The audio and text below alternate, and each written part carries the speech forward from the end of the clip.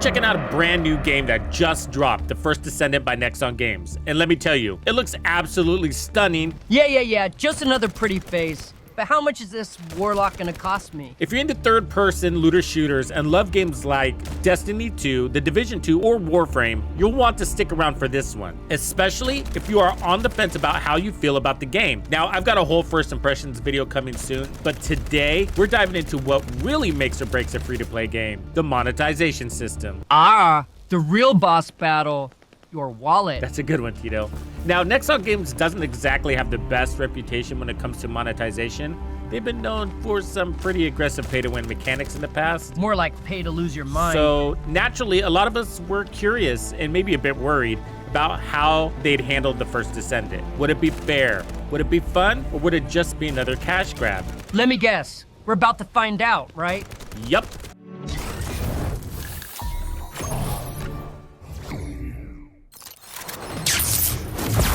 Makes it exciting! Keeping a close eye on the monetization system for the First Descendant is my top priority. It's free to play, but how awful does it feel to fall in love with the game only to find out it's gonna milk you dry at every opportunity? Like falling in love with an ATM that only takes withdrawals. I think it's crucial to do a multi-stage monetization review for the First Descendant. This review should cover different stages of gameplay, one for the early game under 8 hours, another for the mid game, and finally, one for the late game at or around 100 hours. Because as you get deeper into the game, your needs and the rarity of required elements change. It can be pretty disappointing to find out that progressing further comes with a significant financial burden. Beware of the succubus. She will suck you dry. Succubus? A succubus is a female-looking demon or supernatural I know what a entity. succubus is. So reviewing the economics at these milestones helps us understand how monetization impacts players at various stages and identify potential issues before they become major frustrations. And today we're focusing on the early monetization review. This initial stage is crucial because it sets the tone for new players. First impressions are everything, right? Exactly.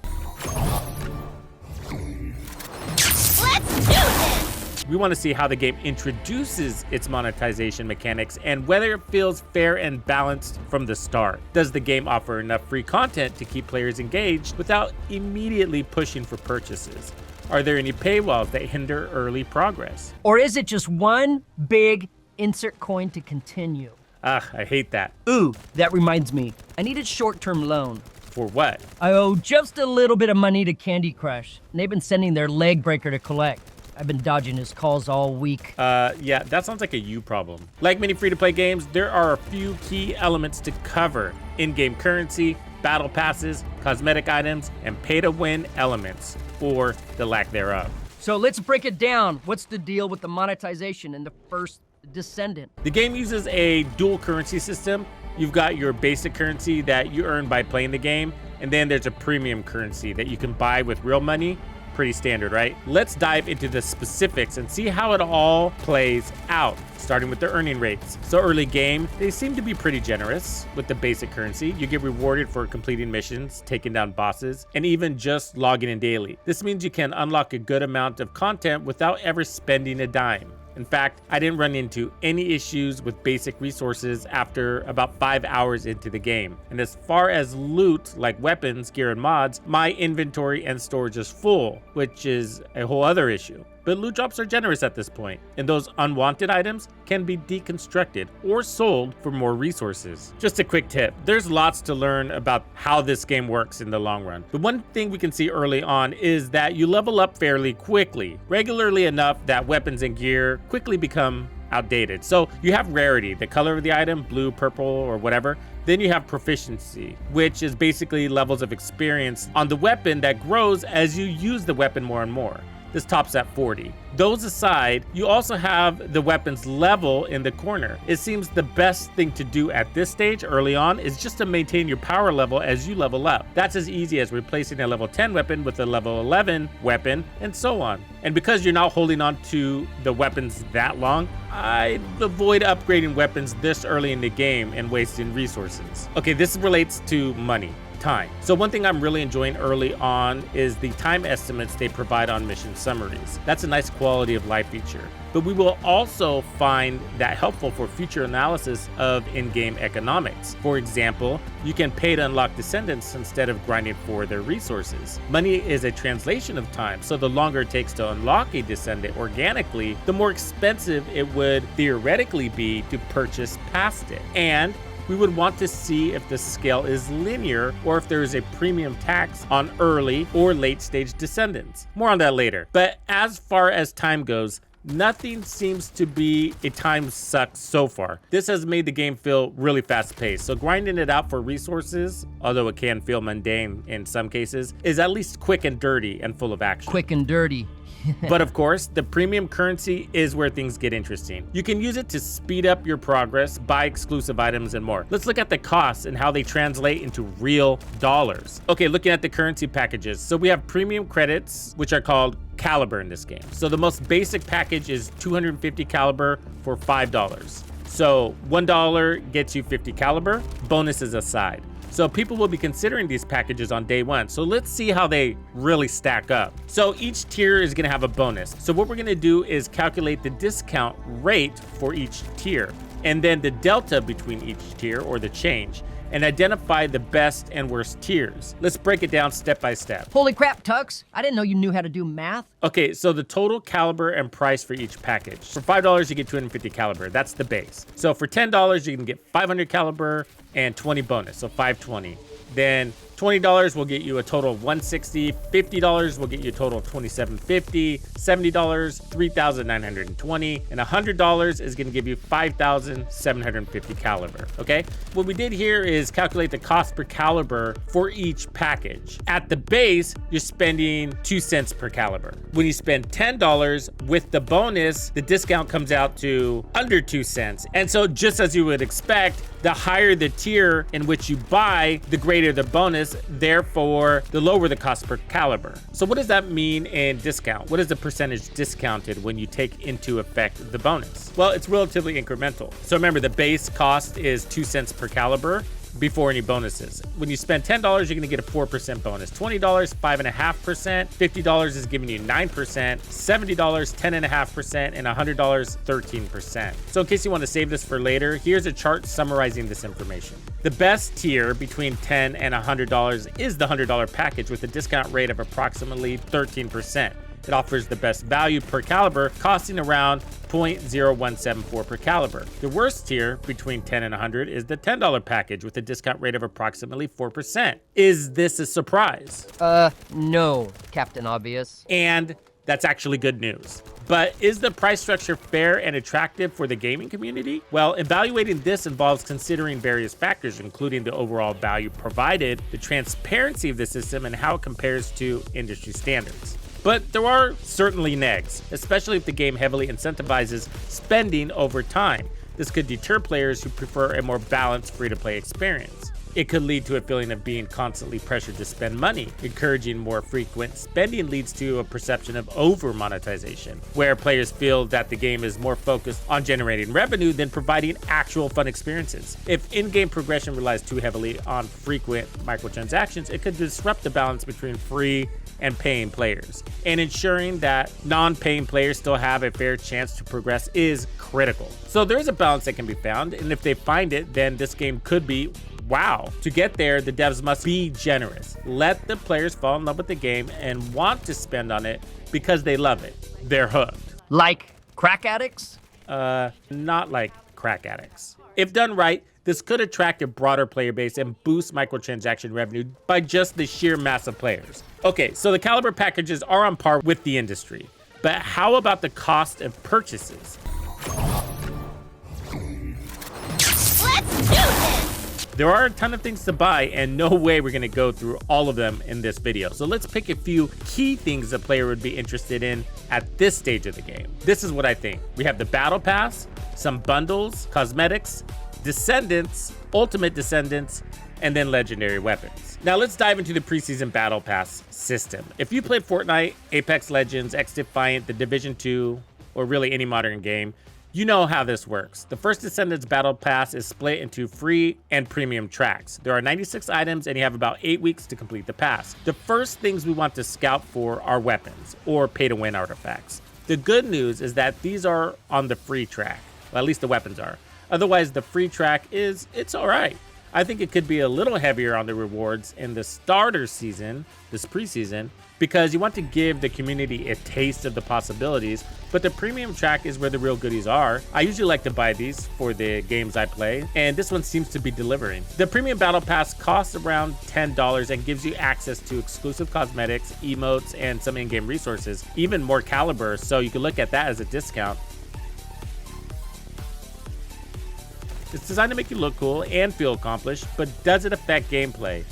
Not really. It's mostly about those sweet, sweet cosmetics, but there are some boosters in there. The other question is, how long will it take to progress through this? What's the grind? Well, the game just launched, so we don't have any track record on this. From my expectations on other battle passes, an average player should be able to pull through this in no longer than a month, but that's just an opinion. So this game is built on the Descendants, so let's take a look at one of those.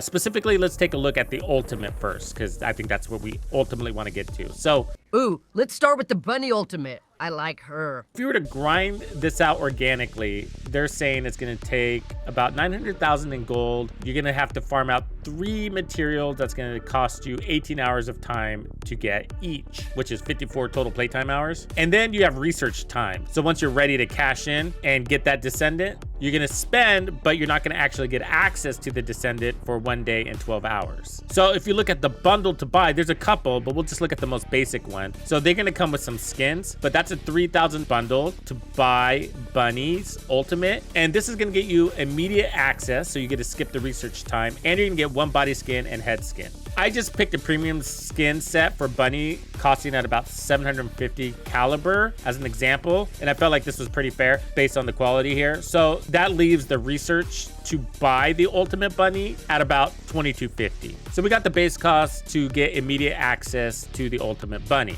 So to determine the costs in dollars using caliber, we need to follow these steps. So the caliber needed to buy Ultimate Bunny is $22.50. The cost per caliber in dollars using the highest discount rate, which is that $100 caliber package, that's 0.0174 per caliber. So calculating the total cost in dollars, that's going to give us $39.15 to unlock Bunny and get her immediately. That's the Ultimate Bunny. 40 bucks? What a ripoff. Instead of spending the 54 playtime hours. 54 hours? I don't know what's worse. Oh, just wait, there's more. So to find the cost per minute of playtime for unlocking Bunny, we can follow these steps. So again, we want to translate this into time. So the total cost in dollars to unlock Bunny immediately is $39.15. So we have to convert the 54 hours, the time it takes to organically unlock Bunny, into minutes, which is going to give us 3,240 minutes. So now that we have that, we can determine the cost per minute of playtime to unlock Bunny is approximately 0.0121. So just over 1 cent per minute, or 72 cents per hour. Now the research time of 36 hours is another issue. So remember, it's 54 hours of playtime to grind out the resources, and then you have 36 hours to sit there and twiddle your thumbs to get access to the Ultimate Bunny. So I think it's bad taste to add 36 hours of waiting time on top of 54 hours of playtime we did to grind this out. That's just greedy. Imagine if we broke down and purchased the Ultimate Bundle at this stage to avoid the 36 hours. That cost per minute would almost double. Yeah, it basically adds a value to the bundle that doesn't really need to exist. We call that an arbitrary time gate. And it's like increasing the price of your product just for the sake of putting it on sale. Okay, so we just looked at an Ultimate. Now let's look at a midterm unlock Descendant, like Jaber. So he will cost you about $7.26 if you buy him straight out, using the same discount rate we used above. I don't have any data on his grind time, but I gotta say that's way cheaper than the Ultimate. And I think that's relatively a decent cost, as long as you're not doing it all the time for all your Descendants. So here's the deal, and why I bring up the concept of time. A good live service game has to nail a few key things, especially a looter shooter like the First Descendant. First, the gameplay loop must be fun and satisfying. That's a given. But the real questions go far beyond that. Why will players keep coming back? What incentives are there for them to stay engaged? Does the loot I worked so hard to get become obsolete too quickly? And if it doesn't, why should I chase new loot when new content drops? So keep these questions in your mind as you're playing through the game. So the challenge for live service games is not just about answering basic questions, it's about tackling much deeper ones. What keeps the player coming back? Sure, new content, seasons, and characters are part of it, but simply copying those elements from other successful games isn't enough. The real challenge is understanding the psychological reasons behind why players stick around. First off, you have to respect the player's time. A lot of games get this wrong. If the game feels stingy or too grindy, they'll sense unfairness and might stop playing. If players feel they can run content and be rewarded fairly based on the time they put in, they're more likely to return. I've always said, generosity isn't the enemy of engagement. It's actually what promotes it. If players know that playing for an hour or 4 hours will give them decent rewards, they'll be more motivated to keep playing. Secondly, the small grinds or micro grinds need to serve a larger purpose. If the micro grinds aren't connected to a larger sense of progression, players will feel like their efforts are futile. It's not just about getting a specific gun for the sake of having it. That gun should help them defeat a boss, which then helps them achieve something even greater. Every activity should feel like it's part of a bigger journey. Finally, if you've created an addictive gameplay loop, respected players' time, and connected micro grinds to macro progression, you should have earned enough player loyalty to introduce disruptive new content. New gear, new bosses, and new challenges should be exciting. Players will trust that future content will be just as rewarding. Simple, 3 rules. So how does this connect to the Descendants? Well, let's go back to Bunny. Adding 36 hours of waiting time on top of the 54 hours of playtime grind raises significant concerns related to the key rules of good live service games. It disrespects the player's time by forcing them into a prolonged wait period, which can feel like an unnecessary hurdle rather than a rewarding challenge. This undermines the sense of fair play and engagement, potentially frustrating players who feel their efforts are being devalued. Moreover, this waiting time disrupts the connection between micro grinds and macro progression, making it harder for players to see the immediate benefits of their efforts and diminishing their overall sense of purpose. To maintain player trust and engagement, it's crucial to ensure that progression feels smooth and fair, without imposing excessive delays, and that's exactly what this is. And this is just one example, but if this continues to be the case, it can erode the excitement and satisfaction of achieving goals. It'll leave players wondering, why am I grinding so damn hard? In a game so young, you wonder if there's going to be enough content to keep that grind interesting. This links up to the Void Intercept battles. Let's do this! In the First Descendant, these Void Intercept battles have a few concerns. These are hyped up as the most exciting parts of the game. The Colossus bosses that have specific attack patterns and require real strategy to beat. So far, they are basically the same pattern on repeat. Stages of immunity, followed by weak points, followed by a damage phase, rinse and repeat. Think mini raid bosses, just big enemies with huge health bars. And just like Mike Tyson, once you figure out the pattern, it's AB, AB, up, down, up, down. All else aside, this ties to those rare rewards. Instead of getting loot drops, you earn resources for research. You use these to unlock new Descendants and ultimate weapons. And so far, when I beat these big Mega Colossus battles, because I got just this mundane resource, which I get is rare, it doesn't really feel like I accomplished anything. It makes me feel like I'm still waiting for the big fight. Wait, the ultimates or the Descendants you unlock don't just drop for you? Nope. When the game is stingy with rewards, it feels unfair and players lose interest. It's that simple. You hit the Apex content and the stuff you're really looking forward to, and instead of awesome loot, you get a punch card for a free vanilla cone after 10 visits. What a buzzkill. In looter shooters, players want loot, not resources. On top of that, there's the issue of the 36-hour research time after already spending 54 hours grinding. This feels like a slap in the face. It messes with the whole flow of the game, making it harder to see the immediate benefits of your efforts and diminishing your sense of accomplishment. And here's where it gets tricky. So we had the quest to unlock Bunny early. It was quite punchy and wasn't burdened down by arbitrary time gates. You grinded out her components, maybe it takes you an hour, and you unlock her in minutes. But this is what I call the art of the squeeze. So early on, everything feels rewarding, but then they slow down your progress, pushing you to spend real money at that stage. It's like, hey, you've already invested so much time, why not just pay a bit to speed things up? They monetize these artificial time gates and progression blocks, which feels manipulative. Nexon doesn't have the best track record with microtransactions, but maybe this time they'll realize that treating players better could actually work out for them. I don't know, we'll see. Let's do this! So what about cosmetics? Well, the First Descendant has a ton of them, and I'm actually impressed. From skins for your characters to weapon designs and even some flashy emotes. These are purely aesthetic and don't impact your performance in the game whatsoever. So if you're worried about being outgunned by someone who spent more money, you can relax. Well, a bit. I like that there are options you can pick in case you don't want to dish out on a whole outfit. Customizing your Descendant is a big part of the fun. You're in third person, and thankfully, it's not all locked behind an insurmountable paywall. You can earn a good amount of cosmetics just by playing the game, completing the battle pass, and participating in events. And we already see a ton of players all juiced up out there in their drip.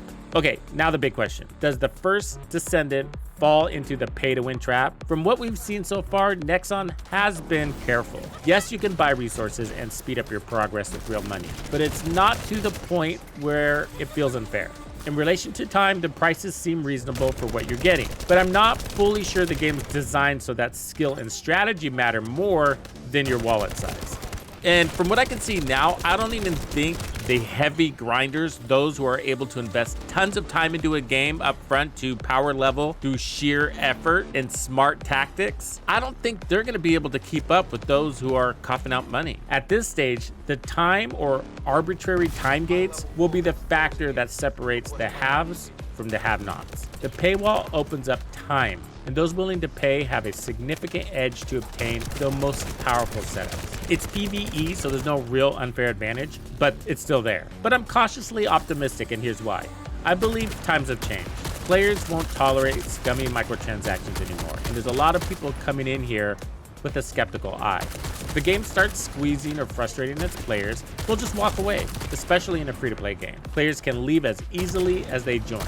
If your current player base is angry and leaving, it doesn't bode well for the game's longevity. I hope this reality check keeps the devs in line. So far, nothing in the First Descendant feels special or revolutionary enough to hook players if they start pulling shady tactics. There are simply too many other games and options for players today. Destroying loyalty? That's easy.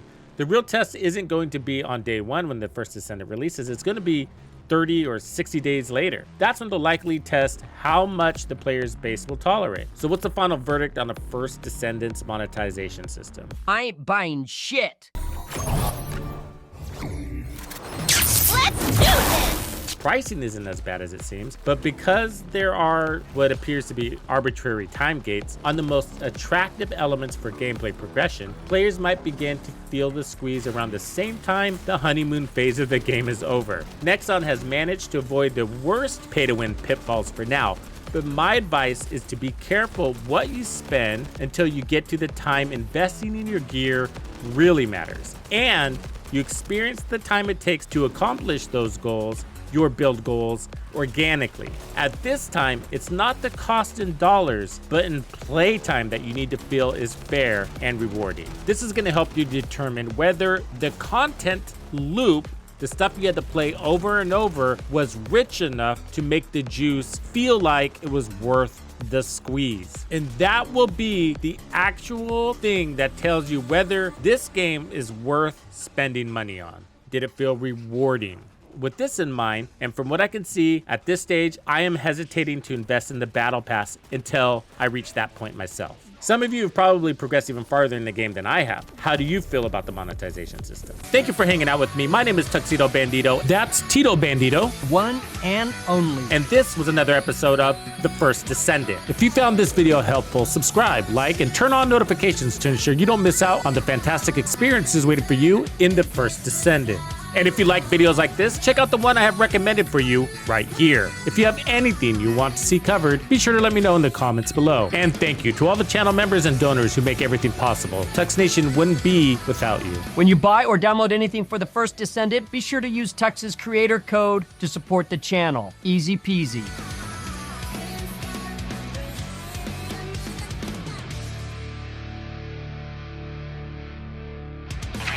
Follow me. I get it.